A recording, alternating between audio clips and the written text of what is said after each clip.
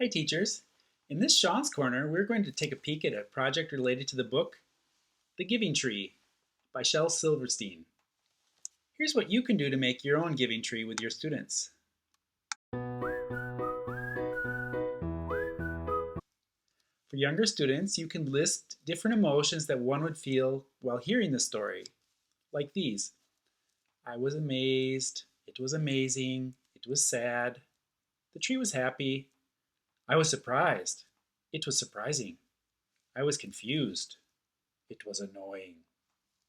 Notice here that it's a great practice for differentiating between adjectives with ed or ing. After all, it's not the same to be bored as it is to be boring. For older students, you can practice the third conditional. Tell them to note down facts as to reasons why the boy took things from the tree. Afterwards, they can write down sentences for others to explain. Like, for example, if the boy hadn't wanted to travel far away, he wouldn't have cut the tree down.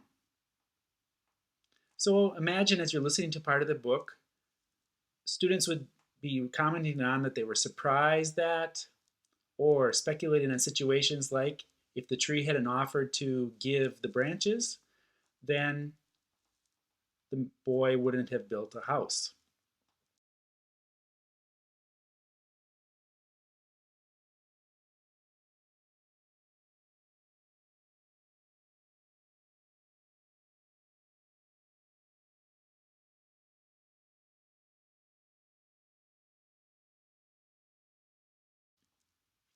After reading, then, I gave my students tracing paper for them to trace around some different leaves I had found.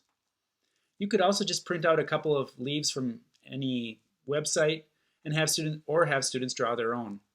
I just had a few moments for artwork, so I wanted this to be fast. Then I made a tree trunk out of cardboard and the students hung up their leaves around the tree.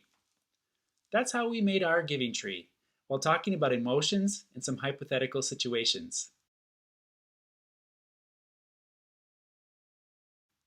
Hope your students enjoy the project and take benefit from this timeless and meaningful story.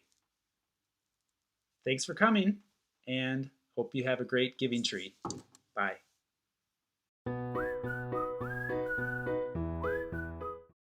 I hope you enjoyed it. It was quite useful. And I hope you check the next Shawn's Corner session on Tuesday. Bye-bye.